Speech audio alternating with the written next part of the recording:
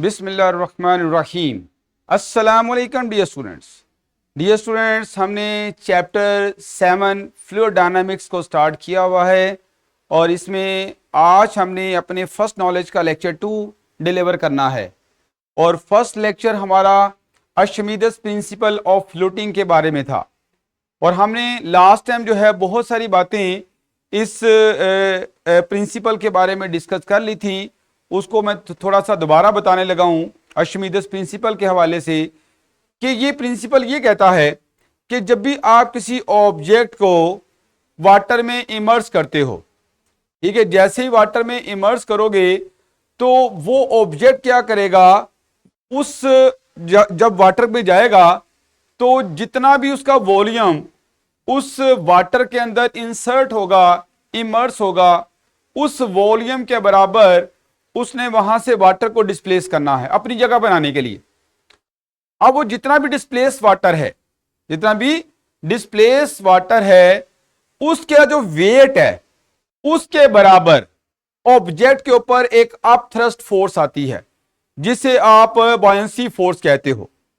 It means जब भी कोई ऑब्जेक्ट वाटर के अंदर या फ्लूइड के अंदर आएगा तो ऑब्जेक्ट ने वहां से उस फ्लूइड को, उस वाटर को डिस्प्लेस करना है और उस डिस्प्लेस वाटर के वेट के बराबर ऑब्जेक्ट के ऊपर अपवर्ड फोर्स आती है जिसे आप बॉयंसी फोर्स या अप थ्रस्ट फोर्स कहते हो। और यही इसकी स्टेटमेंट है जो कि यहां पे लिखी है। It is stated as when an object is immersed, जब एक ऑब्जेक्ट को इमर्स करते हो in a fluid like water, it experiences buoyant force, ये बॉयंट फोर्स को एक्सपीरियंस करता है, विच इज इक्वल टू, ये बॉयंट फोर्स होगी किसके बराबर, which is equal to weight of the fluid that the object displaces. Object ने जितना भी वेट डिस्प्लेस किया है उस डिस्प्लेस फ्लूइड के वेट के बराबर ऑब्जेक्ट के ऊपर बॉयंट फोर्स आएगी। तो इन शॉर्ट हमें यह पता चल गया कि जो भी ऑब्जेक्ट वाटर के अंदर आते हैं तो उन पे एक बॉयंट फोर्स आती है, उछाल की फोर्स आती है, और इसी उछाल की फोर्स की वजह से जो ऑब्जेक्ट का वेट है वो अगर मेजर किया जाए फ्लूइड के अंदर, पानी के अंदर अगर मेजर किया जाए तो उसके वेट की वैल्यू कम आती है, जैसे कि यहां पे ये इस चीज की जस्टिफिकेशन है, आर्चिमीदेस प्रिंसिपल की जस्टिफिकेशन है।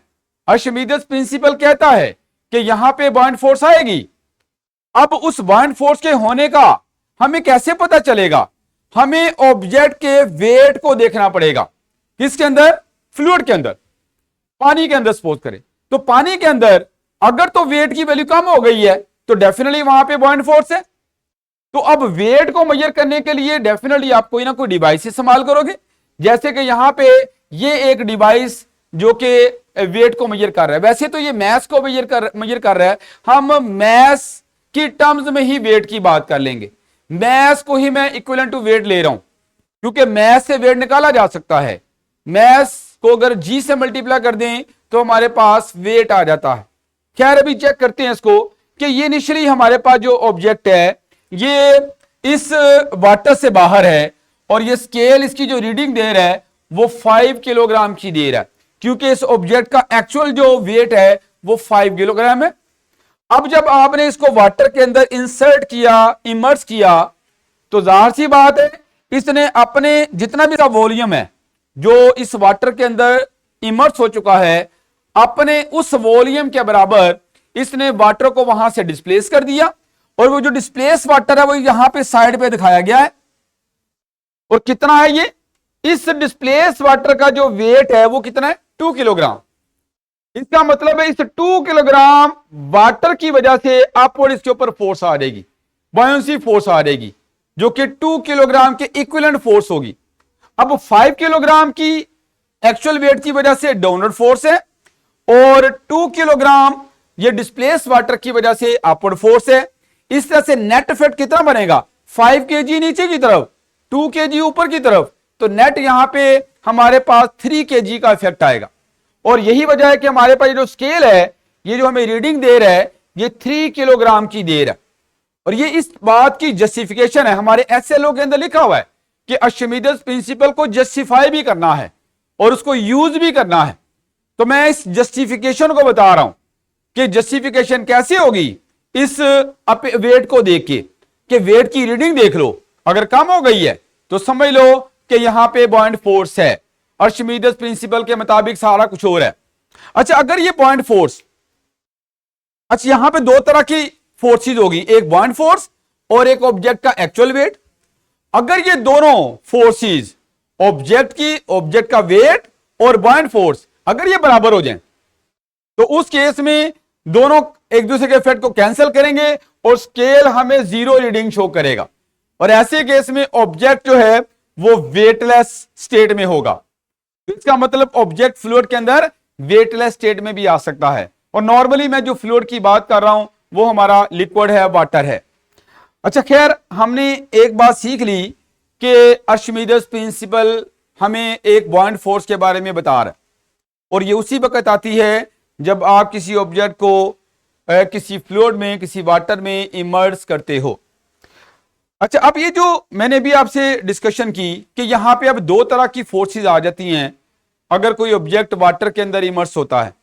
एक तो ऑब्जेक्ट का एक्चुअल वेट, और वो फोर्स जो है वो डाउनवर्ड होती है, ग्रेविटी जिसे आप कहते हो, और दूसरा यहां पे जो डिस्प्लेस वाटर है, डिस्प्लेस वाटर के वेट के बराबर अपवर्ड बॉयंट फोर्स। तो अब ये दो फोर्सेस की लड़ाई है। अब ये जो दोनों फोर्सेस हैं जो आपस में लड़ती हैं, ये डिसाइड करती हैं कि ऑब्जेक्ट यहां पे फ्लोट करेगा या सिंक करेगा, तैरेगा या डूब जाएगा। तो ये अब हमने देखना है। इसके बारे में पहला जो पॉइंट मैंने लिखा है कि अगर हमारे पास कोई भी एक ऑब्जेक्ट है, वो क्या है, वाटर के अंदर पार्शली इमर्स है। अच्छा, ये तो मैंने पॉइंट आपको बता दिए थे, ये फ्लोटिंग सिंकिंग की बात करनी है। If the buoyant force is equal to the object actual weight, अगर तो बॉयंट फोर्स ऑब्जेक्ट के एक्चुअल वेट के बराबर है तो उस केस में दो स्टेट्स हो सकती हैं। एक तो यह है कि अगर तो ऑब्जेक्ट फुली वाटर के अंदर इमर्स है, वाटर के अंदर इमर्स है, तो वहीं पे सस्पेंडेड फॉर्म में रहेगा, सस्पेंड हो जाएगा, इक्विलिब्रियम स्टेट में होगा। क्यों? क्योंकि ऐसे केस में ऑब्जेक्ट के ऊपर नेट फोर्स जीरो हो जाएगी। लेकिन अगर ऑब्जेक्ट सरफेस के ऊपर है, वाटर की सरफेस के ऊपर है, तो वो वहां पे फ्लोट करेगा। तो जब भी आपके पास जो बॉयंट फोर्स है वो ऑब्जेक्ट के एक्चुअल वेट के बराबर होगी, तो दो तरह की सिचुएशन नजर आती हैं, और वो दो तरह की सिचुएशन डिपेंड करती हैं कि ऑब्जेक्ट किस स्टेट में है। अगर ऑब्जेक्ट वाटर के अंदर है तो फिर वो वहीं पे सस्पेंडेड हालत में रहेगा, और अगर ऑब्जेक्ट वाटर सरफेस के ऊपर है तो वो वहां पे फ्लोट करेगा। तो फ्लोटिंग के लिए हमने एक कंडीशन देख ली कि फ्लोटिंग के लिए ऑब्जेक्ट का एक्चुअल वेट बॉयंट फोर्स के बराबर होना चाहिए। तो ये वाली बात हमारे लिए अहम है, क्योंकि हमने फ्लोटिंग को अंडरस्टैंड करना है। तो फ्लोटिंग के लिए हमने ये बात डिस्कस कर ली, और इसको यहां पे लिखा भी है कि if the buoyant force is equal to the object's actual weight, then the net force on the object will be zero. Object के ऊपर नेट फोर्स जीरो हो जाएगी, and the object will be in a stable state and in equilibrium state. Stable होगा और equilibrium state में होगा। This state will be a state of suspension. ये suspension की स्टेट होगी अगर हमारे पास object with in the fluid है। अगर ऑब्जेक्ट कहां पे है, विद इन द फ्लूइड है, विद इन वाटर है, और यहां पे ये ऑब्जेक्ट स्टेट ऑफ फ्लोटिंग में होगा अगर ऑब्जेक्ट कहां पे है, वाटर की सरफेस के ऊपर है। ठीक हो गया। खैर, फ्लोटिंग के लिए हमारे सामने एक कंडीशन आ गई। जब भी फ्लोटिंग की बात की जाएगी तो हम यही बात करेंगे कि जो बॉयंट फोर्स है वो ऑब्जेक्ट के एक्चुअल वेट के बराबर होनी चाहिए, तो तभी फ्लोटिंग पॉसिबल है। ठीक हो गया बेटा। अब दूसरी बात करते हैं कि अगर हमारे पास जो बॉयंट फोर्स है वो हमारे पास से लेस हो than the object's actual weight. इसका क्या मतलब है कि जो अपवर्ड फोर्स है, जो बॉयंट फोर्स है वो कम हो, और डाउनवर्ड जो ग्रेविटी है, जो उसका एक्चुअल वेट है वो ज्यादा हो। तो बताओ फिर यहां पे नेट फोर्स किस तरफ होगी? जाहिर सी बात है नीचे वाली फोर्स ज्यादा है। अगर मैं इसके एरो को ऐसे शो कर दूं जो कि इसका एक्चुअल वेट है, और ऊपर की तरफ जो बाइंड फोर्स है उसका एरो छोटा बना दूं, ये बाइंड फोर्स हो गई। तो अब इन दोनों में से जो लार्जर फोर्स है वो नीचे की तरफ है, तो ओवरऑल हमारे पास जो नेट फोर्स होगी वो इस लार्जर फोर्स में से स्मॉलर फोर्स को माइनस करके मिलेगी। ठीक हो गया? और ये डाउनवर्ड डायरेक्शन में होगी। और अगर नेट फोर्स डाउनवर्ड डायरेक्शन में आ जाती है तो इसका मतलब ऑब्जेक्ट डाउनवर्ड जाता जाएगा और इस वाटर के अंदर सिंक हो जाएगा, डूब जाएगा। तो सिंकिंग के लिए हमारे पास क्या ये लिखा हुआ है, if buoyant force is less than object's actual weight then there will be a downward net force on the object which will sink the object into the water. Water के अंदर ऑब्जेक्ट को सिंक कर देगी, डुबो देगी। तो डुबोने की condition भी निकाल ली। डुबोने के लिए क्या होना चाहिए? डुबोने के लिए हमारे पास जो बाइंड फोर्स है वो ऑब्जेक्ट के एक्चुअल वेट से कम होनी चाहिए। तो ये बात भी सीख ली। अब आती है कि अगर हमारे पास जो बाइंड फोर्स है वो ऑब्जेक्ट के एक्चुअल वेट से एक्सीड कर जाए, एक्चुअल वेट से एक्सीड कर जाए, अगर ऐसा होगा तो फिर दो पॉसिबिलिटी हैं कि पानी जो है वो उस ऑब्जेक्ट को जमीन अपने अंदर से बाहर निकाल देगा, बाहर फेंक देगा। एक तो ये तरीका है, और दूसरा ये है कि अगर आप जबरदस्ती ऑब्जेक्ट को ये क्या करते हो, ये ऐसा कब हो सकता है जब आप जबरदस्ती ऑब्जेक्ट को क्या करते हो, पानी के अंदर डुबो देते हो। अब जब पानी के अंदर ज्यादा डुबोगे और सारे का सारा ऑब्जेक्ट अगर नीचे डुबो देते हो, इसका मतलब इसका अपना जितना भी वॉल्यूम है उसके बराबर वहां पे वाटर डिस्प्लेस होगा। और अगर वाटर डिस्प्लेस वॉल्यूम ज्यादा होगा तो उसका वेट भी ज्यादा होगा, तो बाइंड फोर्स भी ज्यादा हो जाएगी। तो ऐसे केस में अगर बाइंड फोर्स वेट से ज्यादा है तो बताओ, अब हमारे पास बाइंड फोर्स ज्यादा है और ग्रेविटी कम है, तो ऊपर वाली फोर्स ज्यादा, नीचे वाली फोर्स कम, एज ए रिजल्ट यहां पे नेट फोर्स आएगी। और वो नेट फोर्स किस तरफ होगी? वो ऊपर की तरफ होगी, क्योंकि ऊपर वाली फोर्स ज्यादा है, बाइंड फोर्स ज्यादा हो गई और जो एक्चुअल वेट है वो कम हो गया। तो नेट फोर्स इस केस में अपवर्ड बनेगी, और ये फोर्स क्या करेगी? ऑब्जेक्ट को ऊपर लाती जाएगी और उतनी देर तक लाएगी जब तक ये जो ऑब्जेक्ट है ये पानी से बाहर नहीं आ जाता और इसका पार्टली वॉल्यूम वाटर के अंदर रहता है। और पार्टली अगर वॉल्यूम वाटर के अंदर होगा तो उसकी वजह से जितना भी हमारा वाटर डिस्प्लेस होगा उसका जो वेट होगा, जो कि बाइंड फोर्स के बराबर होगा, वो वेट के ऑब्जेक्ट के एक्चुअल वेट के बराबर हो जाएगा। तो इसका मतलब है जैसे जैसे ऑब्जेक्ट ऊपर जाता है, जैसे जैसे ऑब्जेक्ट ऊपर जाएगा बाइंड फोर्स कम होती जाएगी, और कम होती होती ऑब्जेक्ट को वहां पे ये फोर्स वाटर सरफेस के ऊपर ले जाएगी और वहां पे ये बाइंड फोर्स ऑब्जेक्ट के एक्चुअल वेट के बराबर हो जाएगी और ये फ्लोटिंग स्टेट में आ जाएगा। तो खैर ये तो एक एडिशनल बात थी, असल बात तो यही समझाना थी कि अगर फ्लोटिंग की तरफ ऑब्जेक्ट जाता है तो लाजमी बाइंड फोर्स किसके बराबर होनी चाहिए? ऑब्जेक्ट के वेट के बराबर होनी चाहिए। तो अगर किसी ऑब्जेक्ट पे बाइंड फोर्स बढ़ गई है तो वो अजाफी फोर्स कैसे बढ़ेगी? जब आप उस ऑब्जेक्ट को बहुत ज्यादा इमर्स कर दोगे किसके अंदर? पानी के अंदर। तो ऐसे केस में वो जो वहां पे एक नेट फोर्स आएगी अपवर्ड, और वो ऑब्जेक्ट को ऊपर की तरफ मूव करवाएगी और इतना मूव करवाएगी कि फाइनली जो बाइंड फोर्स है वो ऑब्जेक्ट के वेट के बराबर हो जाए, और ऐसा होगा वाटर सरफेस के ऊपर आगे। लो बेटा, इसके बाद अगली बात आती है यहां पे, ये बात मैंने यहां पे लिख भी दी है कि फ्लोटिंग के लिए क्या कंडीशन है कि buoyant force must be equal to actual weight of the object. और अब ये कैसे होगा? ये उस वक्त होगा जो भी फ्लोटिंग ऑब्जेक्ट होगा वो इतने वाटर को डिस्प्लेस करेगा कि उस डिस्प्लेस वाटर का जो वेट है वो इस ऑब्जेक्ट के एक्चुअल वेट के बराबर हो, क्योंकि डिस्प्लेस वाटर का जो वेट है उसके बराबर बाइंड फोर्स है। तो इसका मतलब है कि बाइंड फोर्स किसके बराबर हो जाएगी? ऑब्जेक्ट के एक्चुअल वेट के बराबर होगी। तो फ्लोटिंग ऑब्जेक्ट की ये एबिलिटी है कि जब भी वो वाटर में इमर्स होगा तो उसने इतना वाटर डिस्प्लेस करना है कि उस डिस्प्लेस वाटर का जो वेट है वो ऑब्जेक्ट के एक्चुअल वेट के बराबर हो।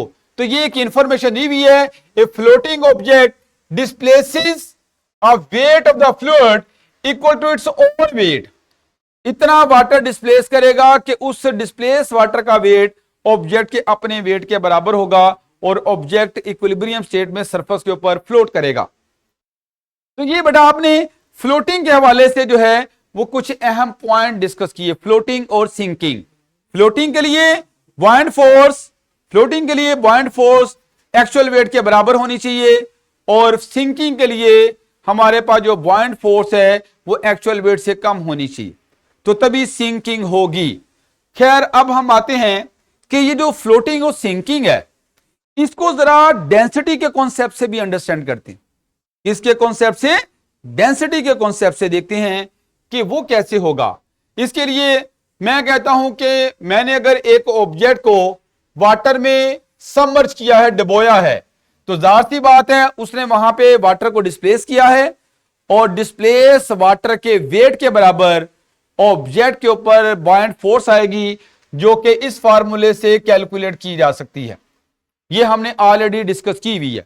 यहां पे रो जो है ये वाटर के अंदर अगर बात कर रहे हैं वाटर की डेंसिटी है और वी यहां पे डिस्प्लेस वाटर का वॉल्यूम है, डिस्प्लेस वाटर का वॉल्यूम है और जी एक्सेलरेशन ड्यू टू ग्रेविटी है।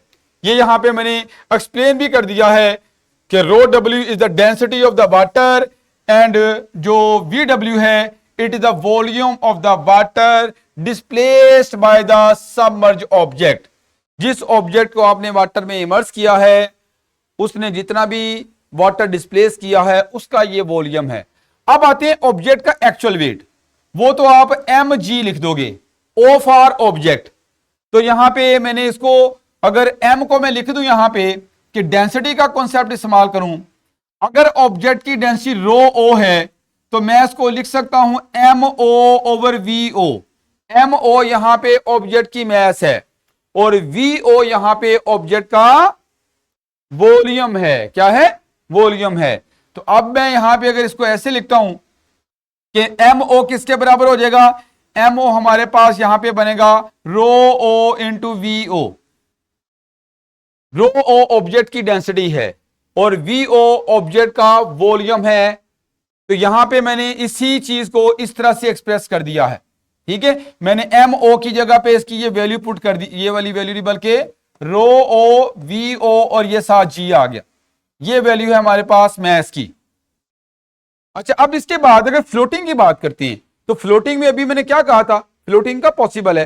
फ्लोटिंग पॉसिबल है जब बॉयंट फोर्स ऑब्जेक्ट के एक्चुअल वेट के बराबर हो। तो ये मैंने अगर इस कंडीशन को यहां पे लगा रहा हूं फ्लोटिंग के लिए तो मैं इन दोनों वैल्यूज को आपस में बराबर कर देता हूं। ये वाली जो बॉयंट फोर्स और जो एक्चुअल वेट है उन दोनों को मैं यहां पे इक्वल कर रहा हूं। ठीक हो गया। अब जब इसको इक्वल करेंगे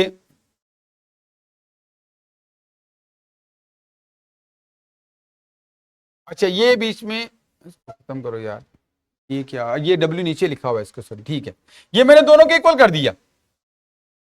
अच्छा आप जानते हो कि फ्लोटिंग जब होती है तो फ्लोटिंग में ऑब्जेक्ट पार्टली इमर्स होता है, फुली इमर्स नहीं होता, और उसमें वाटर में पार्टली इमर्स होता है।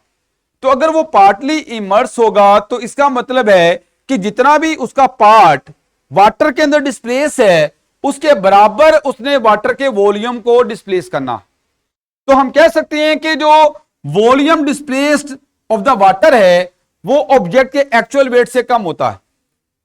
यानी आपके पास डिस्प्लेस वाटर का वॉल्यूम एग्जैक्टली ऑब्जेक्ट के वॉल्यूम के बराबर कब होगा? जब ऑब्जेक्ट फुली इमर्स हो। जब फुली इमर्स होगा तो सारा वॉल्यूम उसका इमर्स हो गया, तो अपने वॉल्यूम के बराबर उसने वाटर को डिस्प्लेस करना है। तो तब आप कह सकते हो वीओ किसके बराबर होगा? वीडब्ल्यू के बराबर होगा। लेकिन फ्लोटिंग के केस में क्या होता है कि हमारे पास ऑब्जेक्ट पार्टली यहां पे जो है वो इमर्स होता है वाटर में और पार्टली वहां पे वाटर के वॉल्यूम को डिस्प्लेस करेगा, इसलिए डिस्प्लेस वाटर का जो वॉल्यूम है वो ऑब्जेक्ट के एक्चुअल वॉल्यूम से क्या होगा? कम होगा। अच्छा अगर ये बात है, अब ये जो कंडीशन लिखी है इसमें अगर मैं जी से कैंसिल कर दूं तो मेरे पास ये रह जाएगा रो डब्ल्यू और इधर यहां पे हमारे पास वी डब्ल्यू आ गया और इस तरफ क्या है हमारे पास? इस तरफ रो ओ आ गया और साथ वी ओ है।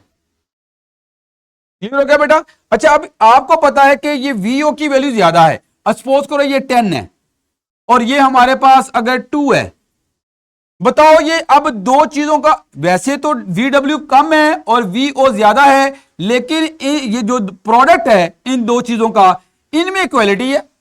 अब ये इक्वलिटी कैसे पॉसिबल है कि एक चीज 10 है एक चीज 2 है? तो आप मुझे बताओ, अगर रो ओ हमारे पास, अगर रो ओ की वैल्यू यहां पे 2 हो तो बताओ ये प्रोडक्ट क्या बनेगा? 20। अब इस प्रोडक्ट का आंसर भी 20 कब आएगा? जब आपके पास रो डब्ल्यू किसके बराबर हो? ये 10 के बराबर हो।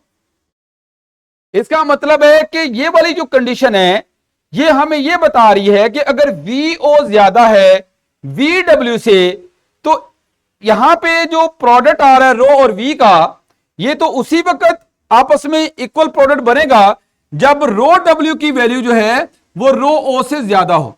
रो डब्ल्यू की वैल्यू कितनी है? 10 है, और रो ओ की वैल्यू कितनी है? 2 है। इसका मतलब वाटर की जो डेंसिटी है वो ऑब्जेक्ट की डेंसिटी से ज्यादा होगी, वाटर की डेंसिटी ऑब्जेक्ट की डेंसिटी से ज्यादा होगी।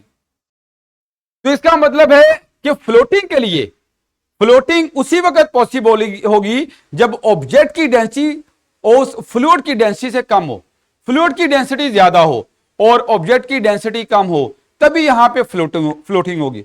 लेकिन अगर सिंकिंग की बात करते हो तो सिंकिंग में आपके पास उलट बात हो जाएगी। सिंकिंग में हमारे पास ऑब्जेक्ट की डेंसिटी ज्यादा हो और फ्लूइड की डेंसिटी कम हो। तो ये हमने डेंसिटी की टर्म्स में एक कंडीशन को अंडरस्टैंड कर लिया कि कब सिंकिंग होगी और कब फ्लोटिंग होगी। लेकिन अगर दोनों की डेंसिटीज बराबर हो जाएं, फ्लूइड की डेंसिटी जैसे पानी है और ऑब्जेक्ट जिसको आप पानी में डाल रहे हो, अगर दोनों की डेंसिटी बराबर हो जाए तो फिर ऑब्जेक्ट फुली इमर्स हो जाएगा वाटर के अंदर और वहां पे सस्पेंडेड स्टेट में होगा। किस में होगा? सस्पेंडेड स्टेट में होगा। तो तीनों सिचुएशन में आपने इन बातों को अंडरस्टैंड किया कि सिंकिंग कब होगी, फ्लोटिंग कब होगी और पानी के अंदर फ्लूइड के अंदर सस्पेंशन कब होगी। सिंकिंग कब होगी? जब हमारे पास ऑब्जेक्ट की डेंसिटी वाटर की डेंसिटी से ज्यादा हो। और फ्लोटिंग कब होगी? जब हमारे पास ऑब्जेक्ट की डेंसिटी वाटर की डेंसिटी से कम हो। और suspension with in the fluid with in the water कब होगी? जब हमारे पास ऑब्जेक्ट की डेंसिटी फ्लूइड की डेंसिटी के बराबर हो जाए। तो ये सारी बातें जो है वो आपने अंडरस्टैंड कर ली।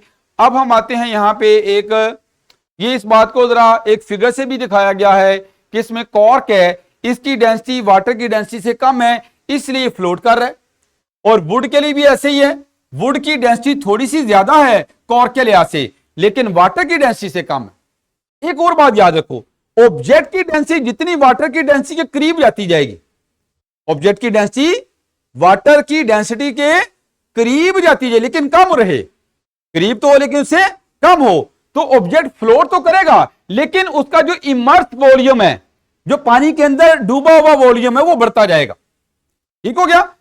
और यहां पे आप देख रहे हो एल्यूमिनियम और लेड के केस में इन दोनों की जो डेंसिटी है वो वाटर की डेंसिटी से क्या है? वो ज्यादा है, इसलिए ये दोनों सिंक किए हुए हैं। तो सिंकिंग और फ्लोटिंग जो है उसको आपने अंडरस्टैंड किया। ठीक हो गया बेटा? इसको आप एक सिमुलेशन से भी अंडरस्टैंड कर सकते हो।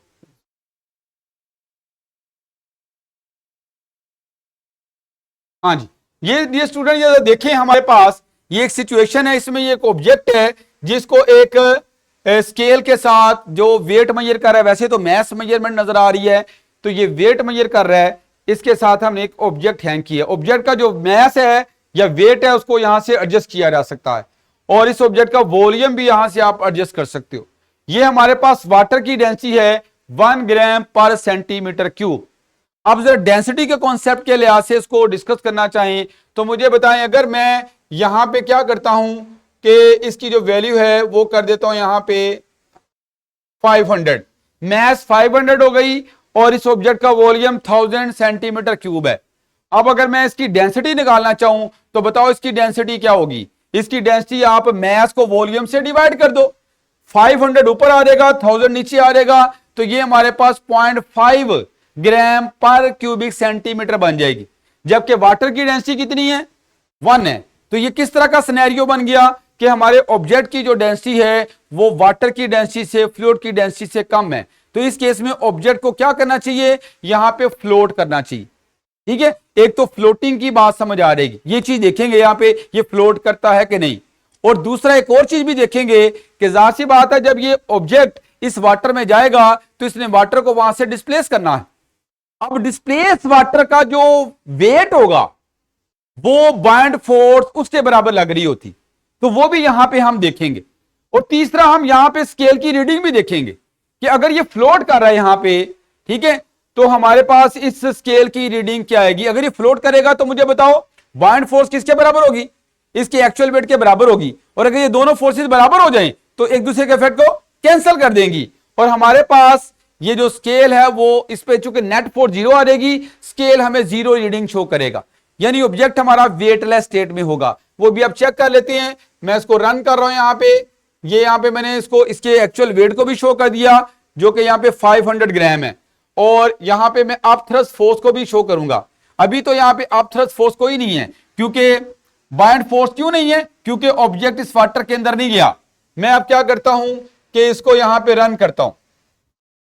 आप रन करने पे आप देखोगे भी ये ऑब्जेक्ट जो है ये वाटर में जाना शुरू हो गया, और इधर से ये वॉल्यूम जितना वाटर का डिस्प्लेस हो रहा है वो इधर आ रहा है, डिस्प्लेस वाटर इस तरफ शिफ्ट किया जा रहा है।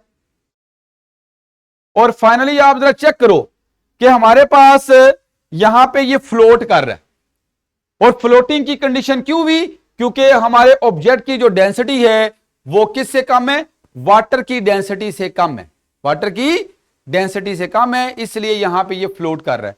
और दूसरी बात आप देख रहे हो कि जो अपवर्ड बाइंड फोर्स है वो भी किसके बराबर आ रही है, 500 ग्राम, यानी ये जो डिस्प्लेस्ड वाटर है इसकी मास भी कितनी होगी, 500 ग्राम होगी। और इसी मास के इक्विवेलेंट जो फोर्स बनेगी वो हमारी बाइंड फोर्स होगी अपवर्ड। तो जितनी हमारे पास बाइंड फोर्स है उतनी यहां पे इस ऑब्जेक्ट का एक्चुअल वेट है, जिसकी वजह से नेट फोर्स इसके ऊपर 0 हो गई, और स्केल रीडिंग क्या शो कर रहा है, 0। ऑब्जेक्ट वेटलेस स्टेट में। अब सिंकिंग को भी देख लेते हैं कि अगर मैं यहां पे क्या करता हूं कि इसको कर देता हूं यहां पे 500 वॉल्यूम, और मास को मैंने कर दिया है 1000। अब मुझे बताओ कि अब जरा डेंसिटी निकालें इस ऑब्जेक्ट की, तो वो डेंसिटी कितनी बनेगी, 1000/500, क्या आ जाएगी हमारे पास, 2 आ जाएगी, जबकि वाटर की डेंसिटी कितनी है, 1 है। तो ये किस तरह का सिनेरियो बन गया, इस सिनेरियो में हमारे पास ऑब्जेक्ट की जो डेंसिटी है वो ज्यादा हो गई, किससे, वाटर की डेंसिटी से ज्यादा हो गई। तो अब बताओ मुझे क्या होना चाहिए, जब ऐसा होगा तो ऑब्जेक्ट ने सिंक करना है, तो यहां भी सिंकिंग होगी। अब वो सिंकिंग को हम देख लेते हैं। इसके लिए मैं इसको यहां पे रन करूंगा। रन करने के लिए अच्छा इसको जरा थोड़ा दोबारा मैं सेट कर लूं। ये हमारे पास 1000 पे जाएगा और ये 500 पे।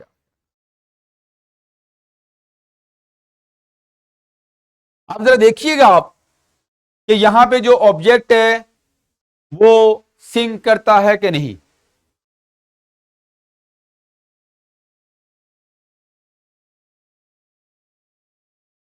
आप देख रहे हो कि ऑब्जेक्ट सिंक करता जा रहा है, ये नीचे जाता रहेगा, रुकेगा नहीं, ये नीचे बॉटम पे जाना चाहेगा। और आप फाइनली यहां पे देख लो कि हमारे पास ये सिंक कर रहा है, अभी भी नीचे जा रहा है, लेकिन मैं इसको भी यहां पे रोक रहा हूं। तो आपने देख लिया कि यहां पे जैसे ही ऑब्जेक्ट की डेंसिटी को वाटर की डेंसिटी से ज्यादा किया तो ऑब्जेक्ट सिंक करना शुरू हो गया। ये भी समझ आ गई आपको। और दूसरा, अब एक और चीज भी नोट करो कि जो बॉयंट फोर्स है, अब ये बॉयंट फोर्स आप देखो ये ऑब्जेक्ट के एक्चुअल वेट से कम है। बॉयंट फोर्स किसके इक्विवेलेंट है, 500 ग्राम डिस्प्लेस वाटर के इक्विवेलेंट है, और जबकि एक्चुअल हमारे पास जो वेट है वो 1000 ग्राम के को लिया हुआ है, 1000 ग्राम। इसका मतलब यहां पे एक्चुअल वेट ज्यादा है और बॉयंट फोर्स कम है। तो बॉयंट फोर्स और एक्चुअल वेट की टर्म में भी आपने इसको अंडरस्टैंड कर लिया कि हमारे पास ये सिंकिंग हो रही है। और तीसरी बात देखो कि हमारे पास यहां पे नेट फोर्स किधर होगी, बॉयंट फोर्स अपवर्ड 500 और एक्चुअल वेट 1000 डाउनवर्ड, तो नेट फोर्स नीचे की तरफ होगी। तो अगर नेट फोर्स नीचे की तरफ है तो उसका मतलब वही बेसिकली ग्रेविटी का इफेक्ट है। तो वो कितना बनेगा, 1000 माइनस 500, वो आपके पास 500 आ जाएगा। तो एक्चुअल वेट इस ऑब्जेक्ट का 1000 है, जबकि इस फ्लूइड के अंदर इसका वेट कम हो गया। तो इस तरह से आप देख रहे हो कि हमारे पास जो है वो अपीरेंट वेट कैसे डिक्रीज हो रहा है, वो बाइंड फोर्स की वजह से हो रहा है। अच्छा, तीसरा एक और पॉइंट भी देख लेते हैं कि अगर मैं यहां पे इसको भी 1000 कर दूं, बताएं अब ये जो ऑब्जेक्ट है इसकी डेंसिटी क्या हो जाएगी, 1000/1000 क्या बनेगी, 1 ग्राम पर क्यूबिक सेंटीमीटर। और वाटर की डेंसिटी भी इतनी है, अब डेंसिटी सेम होगी। जरा इसको मैं रिफ्रेश करके इसको करता हूं कि हमारे पास ये, आप जरा देखिएगा कि ये ऑब्जेक्ट क्या करेगा इस सिचुएशन में, क्या होगा जब डेंसिटीज बराबर होती हैं। तो मैंने आपको बताया था ऑब्जेक्ट फुली इमर्स हो जाएगा, फुली इमर्स हो जाएगा वाटर के अंदर और वहां पे सस्पेंडेड स्टेट में आ जाएगा। तो अभी चेक करते हैं कि ऐसा होता है कि नहीं। तो मैं इसको यहां पे रन कर रहा हूं।